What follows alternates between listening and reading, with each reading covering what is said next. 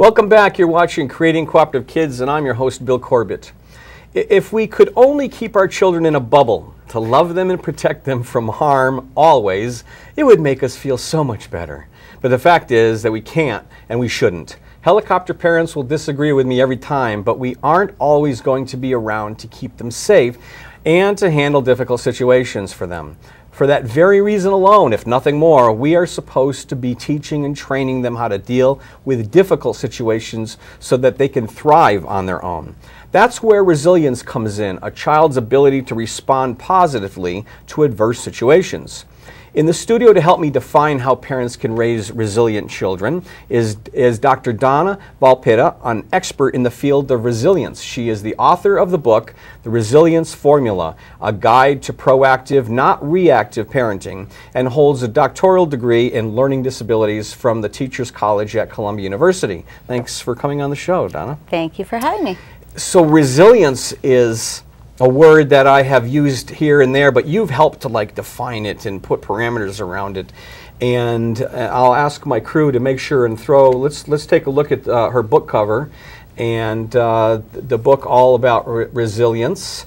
And in it, what I really liked is I think you spent a lot of time talking about scripting, because of course when I go through books I like to see how are you going to teach parents how to do this thing. First of all, the message walks hand in hand with everything I believe in. It's so important for us to raise capable children. Let them learn from mistakes. Let them do things on their own. I remember when my wife and I got sick and tired of our 11-year-old at the time complaining that she had nothing to wear for school, so we took care of that. We turned the whole thing over to her, taught her how to use the washer and dryer, and it was no longer our problem to deal with.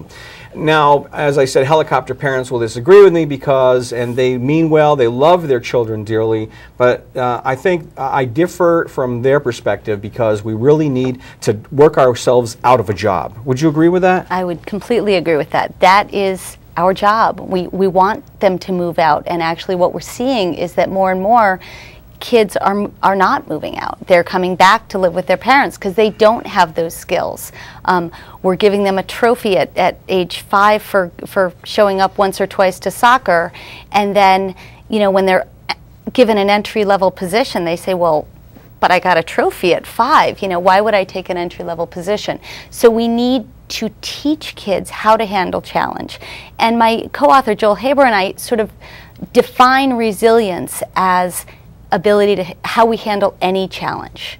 So the way we look at it in the book is any challenge that we face, from sharing a toy on the playground, from handling those tantrum situations that you were talking about, to a bullying situation, to deciding whether or not to get in a car with a drunk driver, all the way up to whether they get cancer, tragedies, real tragedies.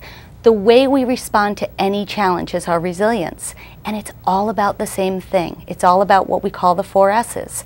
We need to teach our kids about themselves, self, situation, how to judge a situation, how to access their support structures, supports, and strategies, specific strategies to handle situations. Unfortunately, as parents, our natural reaction to challenge is counterproductive to teaching those.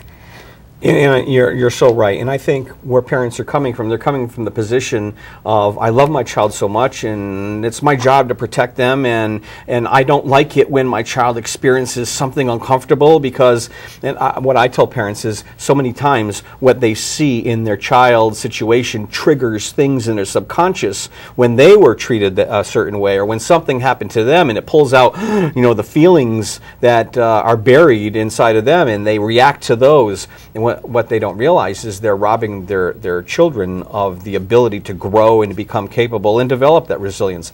So I noticed in your book, what I liked in your book is you used a lot of scripting, because we need to teach parents, and as a parent educator myself, we have to come up with something that's going to stick. And I like that you're scripting. You want to explain to the viewers what scripting is all about? Before I get to the scripting, I want to go back for a second to the reaction, because I think one of the things what I call the game changer in parenting, and I'm going to refer to a gentleman named Dan Siegel, Dr. Dan Siegel. He's an interpersonal neurobiologist. How's that for for a mouthful. And he talks about the brain, and this is our model of the brain. So we can take the hand, and this is the most basic part of our brain. It's react, it's our fight or flight, it's emotional. This is the limbic system, it's our emotional brain.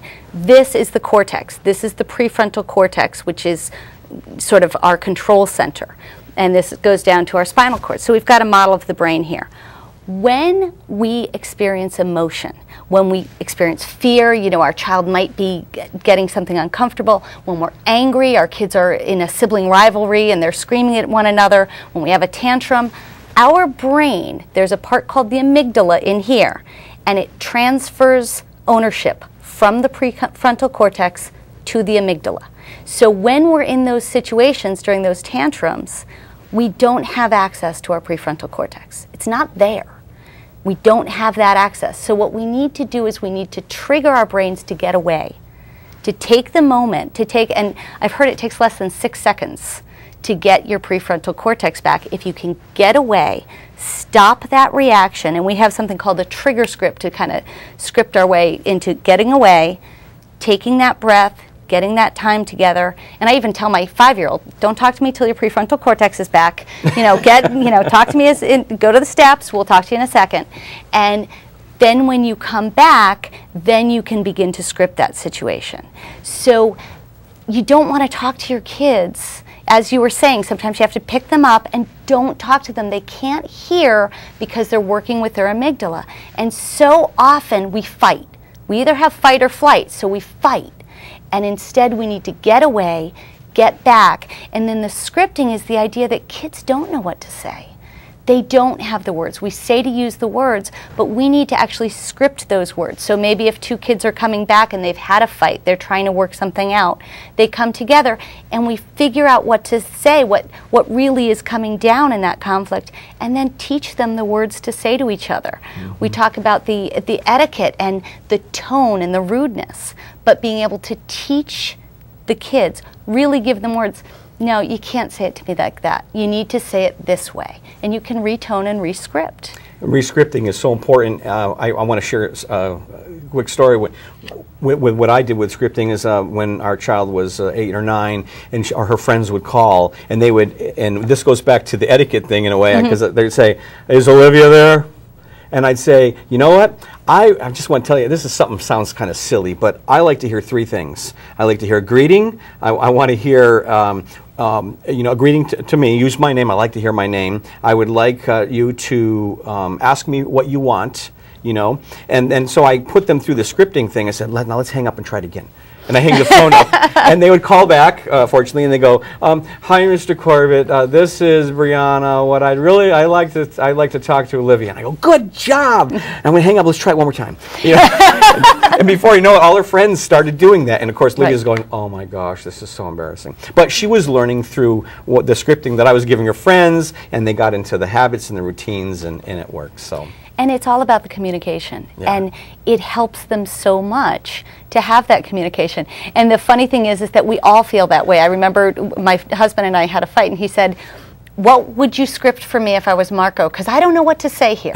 And it's really, we need to learn communication skills, and that's what scripting's about. Well, I appreciate you coming in. Good luck with your book. Thank you very much. There's a lot of valuable information, and there's just not enough we can do to help parents. So thank you for all that you do. Terrific. Thank you.